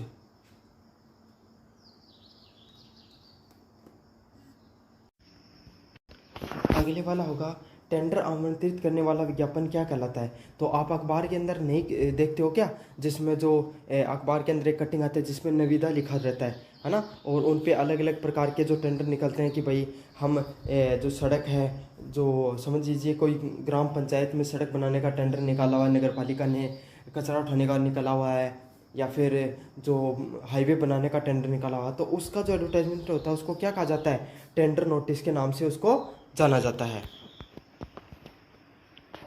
अगले वाला है ऑर्डर पत्र। ऑर्डर प्लेसिंग में क्या शामिल होना चाहिए? तो what must an order letter order placing include. तो ऑर्डर प्लेसिंग मतलब आप कोई भी चीज़ का ऑर्डर देते हो ना, जैसे आपने ऑर्डर दिया कि भाई अमेजोन से मुझे चीज़ मंगानी है, तो उसमें क्या क्या चीज़ों का विवरण होना चाहिए? तो किन किन चीज़ों का विवरण होना चाहिए? उत्पाद की वितरण, मात्रा और डिलीवरी की तारीख। तो कौन सी चीज़ों का उत्पाद के बारे में पता बताया होना चाहिए, कितने मात्रा में चाहिए ये बताया होना चाहिए, और डिलीवरी की तारीख के बारे में पता होना चाहिए, डिलीवरी की डेट के बारे में पता होना चाहिए कि इस तारीख को डिलीवर हो जाएगा ये प्रोडक्ट। सर्कुलर परिपत्र किससे संबंधित है? तो सर्कुलर है वो किससे संबंधित है इनमें से? तो सर्कुलर संबंधित है कि व्यक्तियों के समूह से, तो to group of the people. तो आपको पता है सर्कुलर क्या होता है? एक जैसे आपकी कॉलेज है, आपकी कॉलेज के अंदर एक पत्र मतलब एक आपके सब सारे मतलब आप खड़े हो बाहर की तरफ, आपको सारों को बुलाया गया और बताया गया कल से आपकी कॉलेज में ड्रेस कोड है वो लागू कर दिया गया है। तो ये जो आपके सामने जो जारी होता है इसको क्या कहा जाता है? सर्कुलर जारी किया जाता है। एक जैसा नोटिस है बहुत सारे लोगों को जारी कर दिया गया, उसे सर्कुलर के नाम से जाना जाता है। अगले वाला है मीटिंग के मिनट्स में क्या दर्ज होता है? तो मीटिंग के जो मिनट्स होते हैं उनमें क्या क्या दर्ज होता है? उसमें दर्ज होता है निर्णय, कैसे निर्णय लिए जाएंगे, कार्य बिंदु और जिम्मेदार, जो जिम्मेदार व्यक्ति है वो। तो डिसीजंस, जो देखो मिनट्स क्या होते हैं मीटिंग के, जो एजेंडा होता है ना मीटिंग का, उसे ही टेक्निकल भाषा में मिनट्स ऑफ द मीटिंग्स के नाम से जाना जाता है। तो जो भी मीटिंग होती है, जैसे आपका प्रिंसिपल सर आपके कॉलेज के और आपके प्रोफेसर्स की सारों की क्या ले रहे हैं? मीटिंग ले रहे हैं, तो वो उसमें कोई ना कोई एजेंडा तय होता है कि भाई एनसीसी पर बात करेंगे, या फिर जो नया एनईपी न्यू एजुकेशन पॉलिसी है इस पर बात करेंगे, या फिर अपन जो ड्रेस कोड पे बात करें, या किसी भी चीज़ से डिसिप्लिन पे बात करें कॉलेज में, या फिर जो चुनाव होने वाले सत्र सिंह उन पे बात करें। तो ऐसे कोई डिसीजंस लिए जाते हैं, उसे क्या कहा जाता है? मिनट्स ऑफ द मीटिंग के नाम से जाना जाता है। तो इसमें क्या होते हैं? डिसीजन लेते हैं कि क्या किस किस एक्शन पे बात करनी है और कौन उन सब चीज़ों का जिम्मेदार व्यक्ति होगा। शिकायत पत्र की भाषा कैसी होनी चाहिए? What should be the tone of complaint letter. तो जो कंप्लेंट लेटर होता है ना, कोई व्यक्ति से आप कंप्लेन कर रहे हो तो उसके लेटर की भाषा कैसी होनी चाहिए? तो वो होनी चाहिए प्रोफेशनल और फैक्चुअल। कैसी होनी चाहिए? वो एकदम प्रोफेशनल भाषा होनी चाहिए उसकी, और फैक्ट से भरी होनी चाहिए। तो इसका सही आंसर क्या होगा? ऑप्शन नंबर सी होगा। नोटिस और सर्कुलर में क्या अंतर होता है? तो नोटिस और सर्कुलर में क्या अंतर होता है? नोटिस संक्षिप्त विशिष्ट होता है और सर्कुलर विस्तृत और सामान्य होता है। तो जो नोटिस होता है ना वो क्या होता है? नोटिस होता है वो छोटा और स्पेसिफिक होता है। मतलब नोटिस अगर किसी चीज़ के बारे में अगर निकाला जा रहा है ना, तो आपको पता है आपके कॉलेज के अंदर कोई नोटिस, छुट्टी का नोटिस आता है, समझ में आ गया? तो वो क्या होगा? 2 से 3 लाइनों में बताया होगा, या एग्जाम से संबंधित नोटिस चिपकाया हुआ होता है इंटरनल एग्जाम से, तो वो 2 से 3 लाइन का बाहर चिपका देते हैं। लेकिन जो कैरिकुलम जारी किया जाता है वो पूरा उसमें डिटेल दी जाती है। जैसे ड्रेस कोड वाला है तो उसमें पूरा जारी करेंगे। अगर प्रेस नोट जारी किया जाता है तो उसमें पूरी डिटेलिंग कि भाई लागू किया तो क्यों किया, क्यों ज़रूरी है, हमें क्यों लागू करना चाहिए, हमने यहाँ से देखा कि वहाँ पर लागू कर रखा, उसका ज़्यादा बढ़िया रिजल्ट मिल रहा है। तो ये सब चीज़ें अगर जिस जहाँ पर बताई जानी है तो यही होगा जिसमें नोटिस छोटा होता है, कंसाइज वे में होता है, और ऑडियंस का फर्क होता है उसमें। और जो कैरिकुलम है वो डिटेल में हर चीज़ दे के रखते हैं उसके अंदर।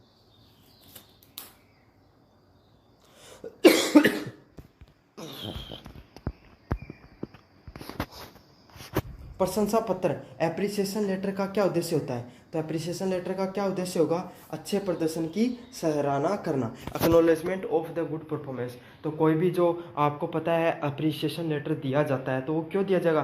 कोई भी व्यक्ति की बढ़ाई करने के लिए अप्रिसिएशन लेटर दिया जाता है। तो इसका सही आंसर क्या होगा? अच्छे प्रदर्शन को आपको दिखाने के लिए, सराहना करने के लिए अप्रिसिएशन लेटर दिया जाता है। तो इसका सही आंसर क्या होगा? ऑप्शन नंबर बी होगी। कोई भी व्यक्ति है उसका अच्छा परफॉर्मेंस क्या उसको क्या किया गया? उसकी बढ़ाई की गई है, इसलिए अप्रिसिएशन लेटर दिया गया उसको।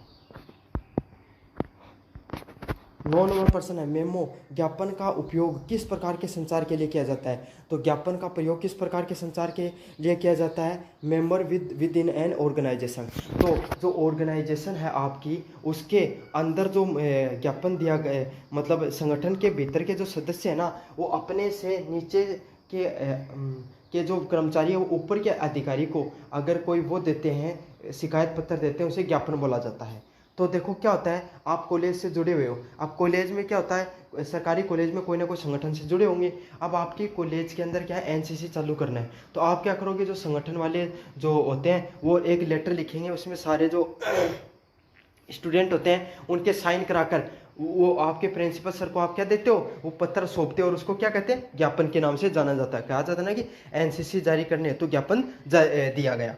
समझ में आ गया। तो वही कहा जाता है, आपका संगठन के भीतर के सदस्य वो अपने से उच्च अधिकारी को पत्र देते हैं, शिकायत पत्र देते हैं, उसको क्या कहा जाता है, उसको मेमो के नाम से जाना जाता है। टेंडर दस्तावेज में क्या अनिवार्य रूप से शामिल होती है, तो टेंडर में क्या अनिवार्य रूप से जरूर होती है, प्रस्ताव जमा करने की अंतिम तिथि तथा तकनीकी मापदंड, तो submission deadline and technical specification.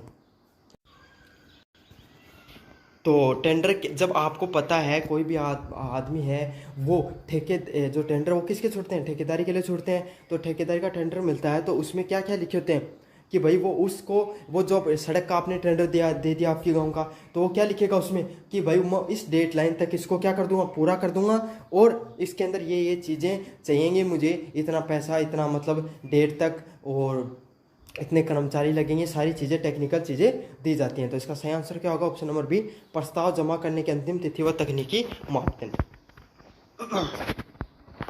किसी गलत डिलीवरी के बारे में शिकायत करने वाला पत्र क्या है, a letter complaining about incorrect delivery is, तो जो शिकायत पत्र होता है गलत डिलीवरी के बारे में वो उसको किस नाम से जाना जाता है, कंप्लेंट लेटर के नाम से जाना जाता है। तो इसका सही आंसर क्या, ऑप्शन नंबर बी होने वाला है। अगले वाला है, मिनट्स ऑफ द मीटिंग में क्या शामिल नहीं होता है, तो what should not be the include in the minutes of the meeting. तो आपको पता है जब मिनट्स ऑफ मीटिंग क्या होता है, एजेंडा तय करके रहते हैं कि इन बिंदुओं पर अपन बात करेंगे, तो इन बिंदुओं पर बात करेंगे, और वो बिंदुओं पर सभी की सहमति चाहिए, तभी वो चीज़ वहाँ पर बातचीत हो सकती है। तो उसमें क्या होगा, कोई भी व्यक्ति की जहाँ व्यक्तिगत राय है वो होगी नहीं होगी, क्या बहस कर सकते हो, नहीं कर सकते हो। तो इसका सही आंसर क्या होगा, ऑप्शन नंबर बी होगा, वहाँ पर व्यक्तिगत राय और बहस नहीं कर सकते आप। अब कर क्या क्या सकते हो, कार्य बिंदु, क्या क्या पॉइंट्स पर हमें एक्शन लेना चाहिए, इस बारे में बात कर सकते हो। उपस्थित लोगों की सूची, बिल्कुल उपस्थित लोगों की सूची के बारे में आपको बताना होगा। अगली बैठक कब करेंगे इस बारे में भी आपको बताना होता है। तो इसका सही आंसर क्या होगा, जो सी होगा, ये जो डिबेट है, बहस है, और व्यक्तिगत राय आप नहीं रख सकते वहाँ पर सभी संगठन की राय होनी जरूरी होती है। स्पॉन्सरशिप प्रस्ताव चाहिए, तो विज्ञापन किस श्रेणी में आता है, तो स्पॉन्सरशिप का जो प्रस्ताव वाले विज्ञापन वो किस श्रेणी में आते हैं, वो आते हैं टेंडर आमंत्रण से संबंधित आते हैं। तो sponsorship proposal wanted and fall under the tender आमंत्रण, तो जो स्पॉन्सरशिप प्रपोजल वांटेड नामक के जो आते हैं, जो निविदा आती हैं, जो अखबार के अंदर आप देखते हो, तो उसको किससे कहते हैं, टेंडर आमंत्रण के नाम से कहा जाता है। अरे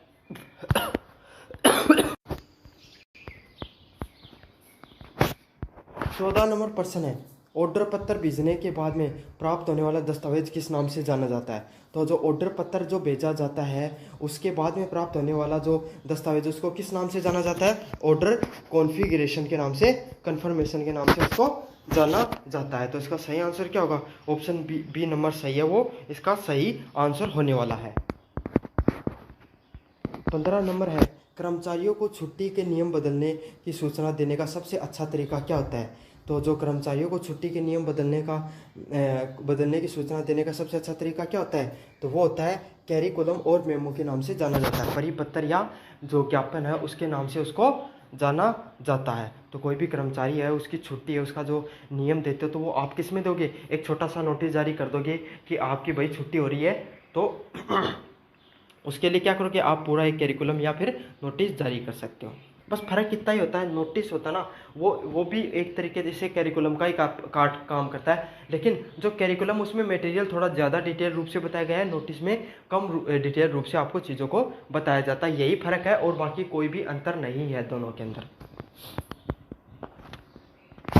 अगले वाला है, प्रभावी शिकायत पत्र पर की विशेषता है, तो जो effectively characteristics of an effective complaint letter, तो जो एक इफेक्टिव कंप्लेंट लेटर जारी किया जाता है उसकी क्या क्या कैरेक्टरिस्टिक्स होती हैं, तो उसकी क्या क्या कैरेक्टरिस्टिक्स होती हैं, उसमें क्या लिखा होता है, संदर्भ संख्या और सबूत, रेफरेंस नंबर एंड एविडेंस है वो लिखे होंगे। तो भाई आप कोई भी शिकायत पत्र जारी कर रहे हो तो उसके अंदर क्या क्या करोगे कि आपको रेफरेंस दे के रखोगे कि भाई हमारे गांव की सड़क है ना वो यहाँ से लेकर यहाँ तक ख़राब हो रखी है। साथ के साथ सबूत भी देखो, एक दो फोटो भी भेज दोगे साथ के साथ में गड्ढों के, जो आपके गड्ढे हो रखे हैं उस सड़क पे।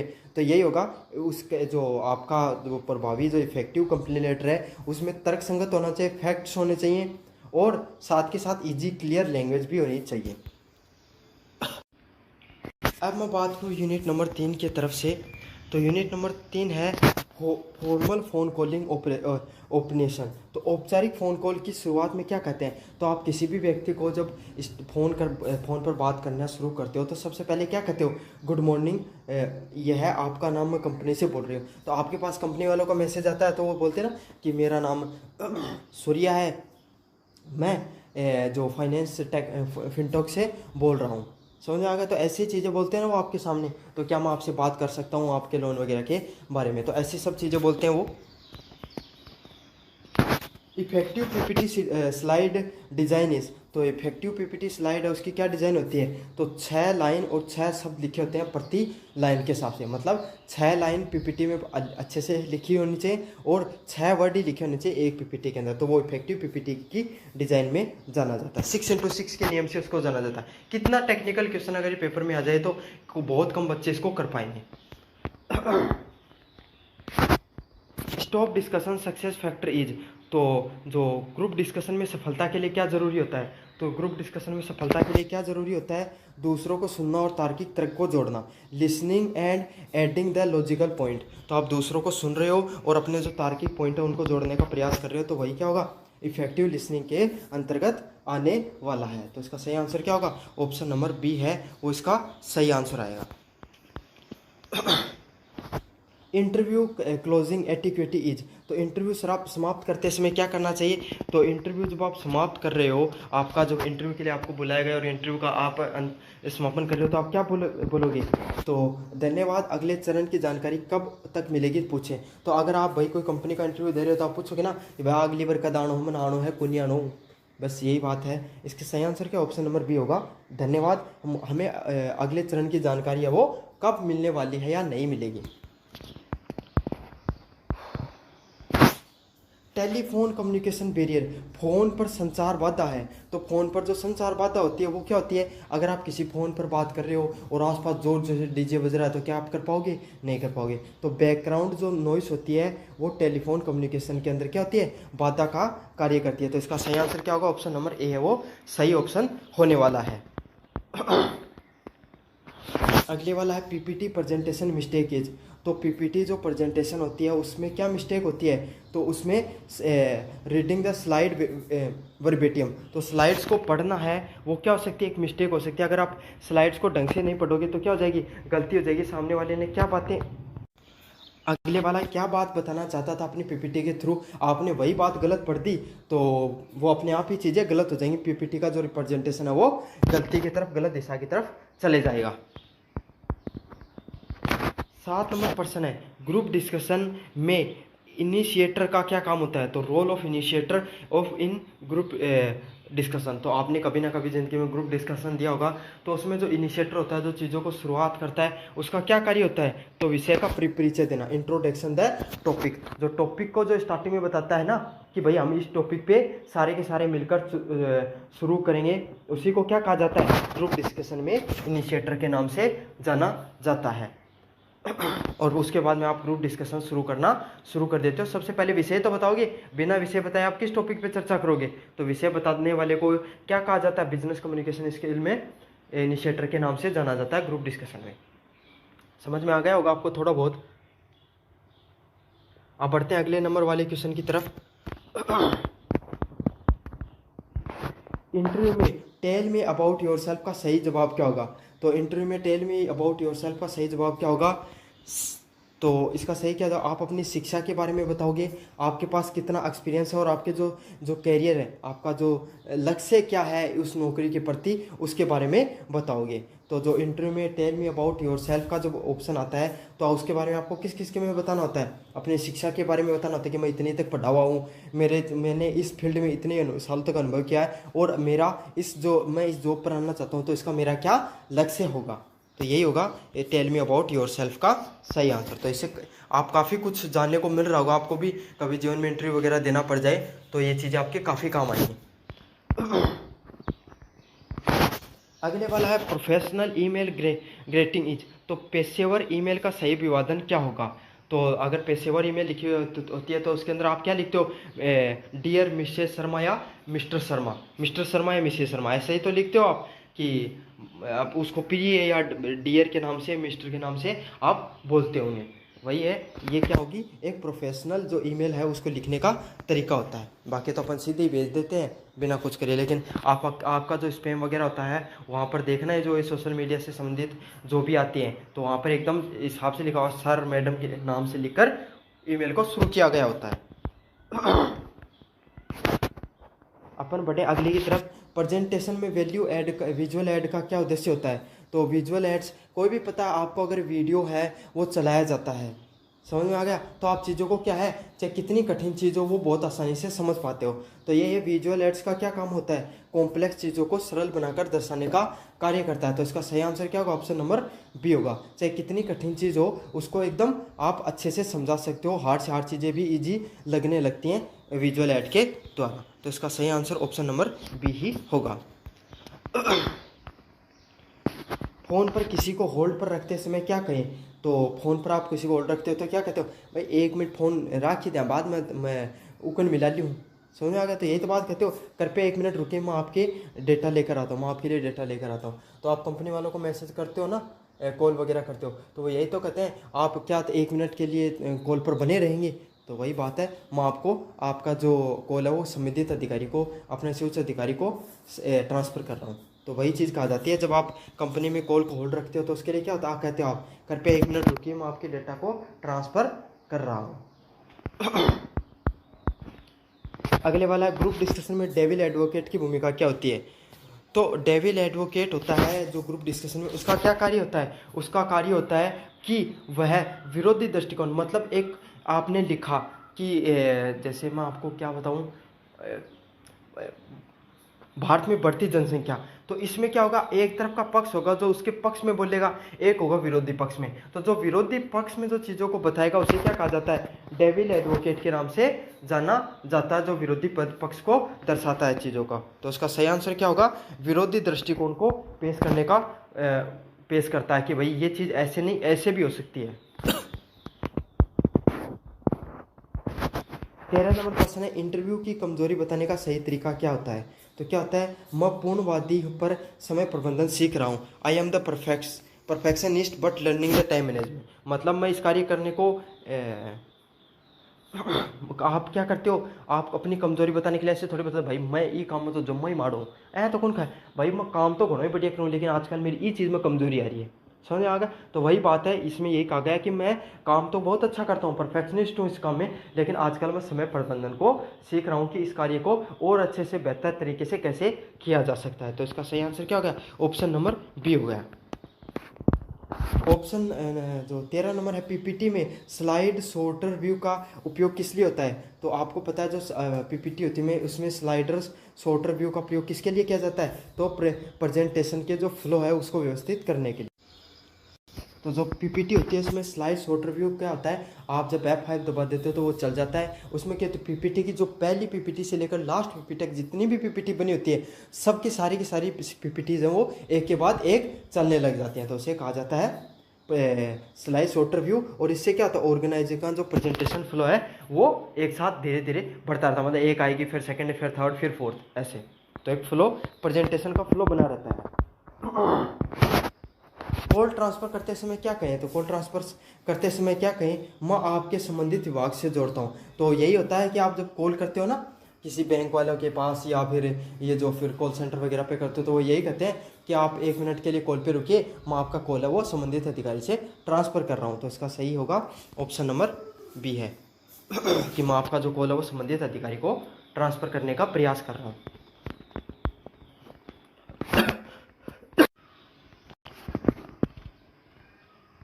तो ग्रुप डिस्कशन में एक अच्छा समराइजर कौन होता है? तो ग्रुप डिस्कशन में एक अच्छा समराइजर कौन होता है? जो सभी बिंदु को संक्षिप्त और संतुलित रूप से प्रस्तुत करे, represent all the point concisely and impartially. तो सभी बिंदुओं को छोटे रूप से और बैलेंस करके चीज़ों को बता सके, वही क्या होता है, समराइजर के नाम से उसको जाना जाता है। तो ये थी आपकी यूनिट नंबर 3। अब अपन बात करेंगे यूनिट नंबर 4 की तरफ।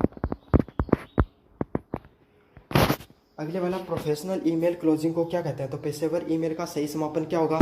तो पेशेवर है ईमेल है, उसका सही समापन किस रूप में होता है? उसका होता है आपका विश्वासी, योर फेथफुली। तो आप जो लेटर वगैरह लिखते हो उसमें भी तो ये लिखते हो योर फेथफुली, आपका जो विश्वासी व्यक्ति, ये विशाल है, वो बोल रहा है, तो यही लिखा रहता है। आप प्रोफेशनल आपकी जो ईमेल है वहाँ पर देखना, ईमेल के सेक्शन में जो सोशल मीडिया वगैरह का जो सेक्शन बना होता है सोशल नाम से, वहाँ पर जाके देखना, आपको ये सब ऑप्शन मिल जाएंगे, ऐसी जो ईमेल्स मिलेंगे आपके सामने। Virtual meeting best practices. तो जो वर्चुअल मीटिंग करते हैं ना, जूम वगैरह पे आप मीटिंग कर रहे हो, तो वो उसका क्या है, उसमें क्या होता है, तो उसमें पृष्ठभूमि और ड्रेस कोड का ध्यान देना। तो उसमें क्या होता है, अगर आप पीछे बैकग्राउंड अच्छा रखोगे और अच्छे से ड्रेस कोड को पहनकर अगर आप अपनी जूम मीटिंग करोगे, तो उससे क्या होगा कि जो आपका जो रिप्रेजेंटेशन है वो अच्छा जाएगा। तो इसका जो सही आंसर होगा वो ऑप्शन नंबर क्या होगा? बी होगा, पृष्ठभूमि और ड्रेस कोड से संबंधित होता है। अगले वाला business social media post is. तो व्यावसायिक सोशल मीडिया पोस्ट में क्या शामिल करें?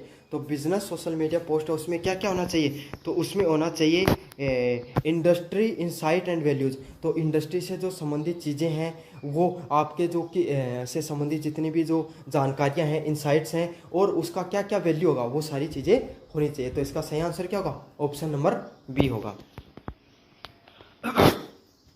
4 नंबर प्रश्न है, ईमेल सब्जेक्ट लाइन का क्या पर्पज होता है? तो ईमेल में जो सब्जेक्ट लाइन दी जाती है उसका क्या पर्पज होता है? तो संदेश का सार स्पष्ट करना ही ईमेल के जो सब्जेक्ट लाइन होती है उसमें। तो आपको पता चाहे ईमेल हो चाहे लेटर हो, उसमें जो अपन देते हैं क्या, सब्जेक्ट। तो सब्जेक्ट क्या होता है? सब्जेक्ट आपको ईमेल का में ये बता देता है कि भाई ये ईमेल किस चीज़ के ऊपर लिखी गई है। समझ में आ गया? तो वो उसके सार को, पूरे के पूरे सार को बता देता है। 5वां नंबर प्रश्न है वर्चुअल मीटिंग शेड्यूलिंग। तो वर्चुअल मीटिंग को शेड्यूल करते समय किस चीज़ का ध्यान रखें? समय स्लॉट सुझाएं और टाइम जोन का निर्देशन करें। तो suggest the slots and the specific time zones. तो जो आपको जो समय का जो स्लॉट है उसको अच्छे से बताना है और टाइम जोन भी बताना है। मतलब आपको ये बता देना है कि आपका जो मीटिंग है वो 9 बजे होगी, तो और साथ के साथ आपको स्लॉट बता देता ना कि स्लॉट नंबर 1 में आपके सामने ये लिंक आएगा, इस पर क्लिक करना और आपको खुल जाएगी, और 9 बजे ये जो लिंक है वो अवेलेबल रहेगा। और ना ऐसे 8 बजे करोगे तो लिंक नहीं चलने वाला है। तो यही चीज़ है, इसका सही आंसर क्या, ऑप्शन नंबर बी होगा। तो आपने कोरोना में जो जूम पे जो क्लासेस लिए ना, वही आती हैं वर्चुअल मीटिंग से संबंधित चीज़ें। प्रोफेशनल इमोशंस यूज किससे क्या होता है? तो अगर आप प्रोफेशनल कोई भी काम करते हो तो उसमें इमोशंस का क्या मतलब होता है? Limited and context appropriate team congratulations. तो उसमें क्या होता है, सीमित, आप भावनाओं से पूर्ण रूप से नहीं जुड़ सकते प्रोफेशनल कोई भी काम में, तो वो सीमित होता है और संदर्भ में प्रयुक्त होता है, जैसे टीम को शुभकामनाएं देने तक ही सीमित रहती है वो चीज़। तो इसका सही आंसर क्या होगा? ऑप्शन नंबर बी होगा, सीमित होगा और उसका क्या होगा, कॉन्टेक्स्ट से संबंधित उसका प्रयोग होने वाला है। अगले वाला है ईमेल रेसिपिएंट फील्ड्स इज। तो ईमेल को जो प्राप्त करता है वो किससे रहता है? सीसी व बीसीसी से रहता है। तो BCC hide recipient from each other. तो बीसीसी के जो प्राप्त करता है वो एक दूसरे से जो रेसिपिएंट है वो बचा कर रखते हैं। 8 नंबर है लिंक्डइन बिजनेस यूज। तो लिंक्डइन में जो बिजनेस का यूज किया जाता है उसमें क्या होता है? Building the industry connections and thoughtful leadership. तो उद्योग जो इसमें क्या होता है, इंडस्ट्री के जो कनेक्शन बनाए जाते हैं, उद्योग के जो कनेक्शन बनाए जाते हैं, और इसमें जो लीडरशिप की जो भावना उत्पन्न की जाती है उसे किसे कहा जाता है? लिंक्डइन बिजनेस के यूज में। मतलब क्या होता है, जो लिंक्डइन पे आप प्रोफेशनल प्रोफाइल बनाते हो, पहले तो मैं एक बता देता हूँ, लिंक्डइन एक प्रकार का सोशल मीडिया प्लेटफॉर्म होता है जहाँ पर क्या होता है, जो जितने भी कंपनी हो गए, जितने भी कंपनी के काम करने वाले एम्प्लॉय हो गए, वो सारे अपने अकाउंट बना रखे हैं ताकि प्रोफेशनली वो एक दूसरे से जुड़े रहें। पहली बात ये समझ में आ गई आपको, ताकि वो प्रोफेशनली है वो एक दूसरे से जुड़े रहें। तो इसे कहा जाता है building the industry connections and thoughtful leadership. तो 9 नंबर वर्चुअल मीटिंग में राइज हैंड फीचर का क्या अर्थ होता है? तो आप क्या अगर आपकी जो चलती मीटिंग में किसी ने कहा कि अपने हाथ खड़े करो कि कौन कौन इस बात से सहमत है, तो इसका ये किस चीज़ को दिखाएगा? तो बिना बातचीत तोड़े बोलने का संकेत देना। तो मतलब बातचीत करे बिना आप क्या कर सकते हो, आप अपने संकेत दे रहे हो बोलकर। तो इसका सही आंसर क्या ऑप्शन नंबर बी होगा, indicate desire to speak without interruptions. Professional email attachment क्या होते हैं? तो प्रोफेशनल जो ईमेल होते हैं उनका अटैचमेंट में क्या होता है, फाइल का नाम स्पष्ट रखें, लिंक दें और क्लाउड का प्रयोग करें। तो जो प्रोफेशनल ईमेल का जो अटैचमेंट दिया जाता है ना ईमेल में, जैसे आप किसी को अपनी जो पीडीएफ लगाकर भेजते हो तो उसी को अटैचमेंट भेजते हैं, या कोई फोटो लगाकर भेजे आपने उसी को अटैचमेंट बोलते हैं। तो वो अच्छे से क्लियर होनी चाहिए, उसका लिंक दिया होना चाहिए, और उसका क्लाउड मतलब आपने कहाँ पर उसको उस अटैचमेंट को डाल रखा है। जैसे कि आपने अटैचमेंट गूगल ड्राइव पे डाल रखा है, माइक्रोसॉफ्ट क्लाउड में डाल रखा है, कहाँ पर डाल रखा है, ड्राइव में डाल रखा है, उसी को बोलते हैं। तो यही है, फाइल का नाम स्पष्ट रूप से रखें, उसका लिंक दें अगर आपने साथ अटैच नहीं किया तो, और क्लाउड का कौन से क्लाउड का आपने उपयोग किया ये भी बताएं। तो ये सारे के सारे क्वेश्चन है, ये थोड़े डीप थिंकिंग से संबंधित हैं। हार्ड पेपर बनता है तो यहीं से लगभग क्वेश्चन आने वाले हैं आपके सामने। Social media crisis response. तो सोशल मीडिया पे जो क्राइसिस रिस्पॉन्स होता है इसका क्या अर्थ होता है? इसका अर्थ होता है तुरंत स्वीकार, जांच करें और सार्वजनिक रूप से प्रतिक्रिया दें। तो क्या हुआ, सोशल मीडिया पे आपकी कंपनी है उस पर क्या आ गई, एक बहुत बड़ी जो आरोप लगाया गया कि ये कंपनी ये फ्रॉड कर रही है, तो आप क्या करोगे इस चीज़ में? अगर आपकी गलती है तो आप स्वीकार करोगे, और आपकी गलती नहीं है तो आप नकार दोगे उस चीज़ को, और सार्वजनिक रूप से बाहर आकर क्या करोगे, उस चीज़ के बारे में अपना स्पष्टीकरण दोगे। तो यही करते हैं कंपनी वाले भी, तो आपको भी यही करना है। Acknowledge the fast and investigate and respond publicly. समझ में आ गया? सरकार भी यही करती है कि उसको स्वीकार करती है कि भाई हाँ ये चीज़ हुई है, हम इस पर जांच करवा रहे हैं, और आगे से ऐसी नेगेटिविटियाँ नहीं हो, इस बात का हम ध्यान रखेंगे। तो ये इसी चीज़ को क्या कहा जाता है, सोशल मीडिया क्राइसिस मैनेजमेंट के नाम से जाना जाता है। 13 नंबर प्रश्न है, ईमेल सिग्नेचर और एसेंशियल। पेशेवर ईमेल पर हस्ताक्षर क्यों आवश्यक होते हैं? क्यों आवश्यक होते हैं? ताकि name the title, company and the contact. तो जो कंपनी है उसका नाम और टाइटल है कंपनी, और उसके कॉन्टैक्ट वगैरह दे के रखें। तो ईमेल सिग्नेचर इसीलिए ज़रूरी होते हैं ताकि उसके अंदर जो सारी चीज़ें हैं वो उस सिग्नेचर के अंदर अंतर्गत आ जाती हैं कि क्या नाम है, क्या टाइटल है, कंपनी क्या है, और संपर्क विवरण क्या है। वर्चुअल मीटिंग टाइम मैनेजमेंट क्या होता है? वर्चुअल मीटिंग में समय प्रबंधन क्या होता है? Send agenda and the send time limits. तो आप कोई भी चीज़ है उसके एजेंडा को सेट करते हो और उसकी टाइम लिमिट को सेंड करने का प्रयास करते हो। तो इसका सही आंसर क्या ऑप्शन नंबर बी होगा, एजेंडे को भेजते हो और समय सीमा है उसको तय करने का प्रयास करते हो। तो इसका सही आंसर क्या ऑप्शन नंबर बी होगा। बिजनेस हैशटैग का यूज किस में किया जाता है? व्यवसाय में हैशटैग का प्रयोग क्यों किया जाता है? तो आपको पता है, आपको जिस कंपनी के जो किस ब्रांड की जो आपको मार्केटिंग करने वैसे हैशटैग यूज करने होते हैं आपको। ऑब्वियसली बात है, आज के समय में आप सारे के सारे टैग गिग हो, आपको पता होगा हैशटैग का प्रयोग क्यों किया जाता है। आप अपनी इंस्टा पे प्रोफाइल कोई डालते हो तो वहाँ पे भी हैशटैग वगैरह का यूज करते हो। इस प्रश्न के बारे में मुझे ज़्यादा बताने की जरूरत नहीं, आपको पता ही होगा पहले से। ईमेल टोन फॉर कंप्लेंट में क्या होगा? तो ईमेल की जो कंप्लेंट की टोन है उसमें क्या होगा? तो हमें अंक संख्या में ऑर्डर में समस्या कृपया सहायता करें। तो ऐसे आप लिखोगे कि भाई 4 नंबर जो आपका जो ऑर्डर था उसमें क्या हुई, हमें समस्या है, तो आपको क्या करना चाहिए, इसके लिए आप मुझे मदद करें या हेल्प करें। तो ये था आपका तो जो पिछले वाला पार्ट फर्स्ट था उसमें क्या हुआ था, 13 ही यूनिट 4 से 13 ही प्रश्न हुए थे। तो अगले जो 5-6 प्रश्न है वो मैं और करवा देता हूँ आपको। तो 14 नंबर प्रश्न है, किसी को ईमेल में कैप्स लॉक से लिखना क्या क्या दर्शाता है? तो कोई आदमी है जो ईमेल पे कैप्स लॉक से लिखेगा तो बड़े बड़े अक्षरों में लिखेगा, इसका मतलब। तो अगर वो कैप्स लॉक से लिख रहा है तो इसका मतलब क्या है? तो वो गुस्से में है और चिल्लाने की भावना को दर्शा रहा है। समझ में आ गया? तो कोई भी इंसान है वो बड़े बड़े अक्षरों में मतलब कैपिटल लेटर्स में लिख रहा है तो इसका मतलब क्या, वो आपसे गुस्से में इस चीज़ के बारे में, और वो आपको पर चिल्लाना चाह रहा है, मतलब इसका अर्थ यही। तो सीधा बोल के तो बता नहीं सकता क्योंकि ईमेल है, टेक्स्ट मैसेज है, तो उसमें कैप्स लॉक का प्रयोग करते हैं। नेटिव व्यक्ति के अनुसार किसी के जवाब की आदर्श समय सीमा क्या मानी जाती है? According to the native what is the ideal time frame to respond to a professional message और ईमेल? तो कितना घंटे का समय होता है उसका? 24 से 48 घंटे का समय होता है। कोई भी आइडियल टाइम होता है जो प्रोफेशनल ईमेल या मैसेज से संबंधित है।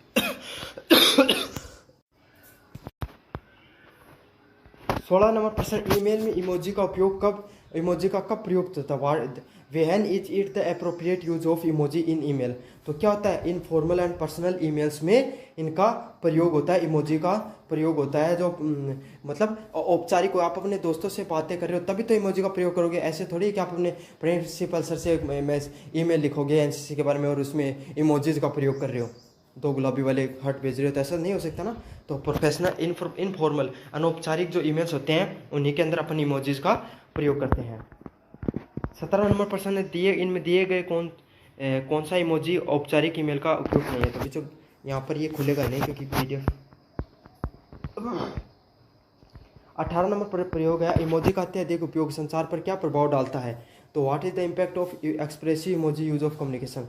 तो ये क्या करता है, रिड्यूस द प्रोफेशनल इम्पैक्ट, पेशेवर प्रभाव को घटाता है। ये कोई भी व्यक्ति है उसको जो पेशेवरी जो प्रोफेशनली चीज़ों को इम्पैक्ट करती है उनको दिखाता है ज़्यादा इमोजी का उपयोग में लेना।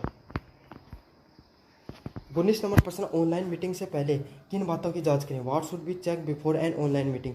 तो इंटरनेट, कैमरा एंड माइक का उपयोग करना आपको ऑनलाइन मीटिंग से दिखाता है, ऑनलाइन मीटिंग में कि आप इंटरनेट, कैमरा है, माइक है, इन सब चीज़ों का जो सही से कार्य कर रही है नहीं कर रही हैं। तो अगर यही चीज़ें कार्य नहीं करेंगी तो फिर ऑनलाइन मीटिंग का क्या महत्व रह जाएगा?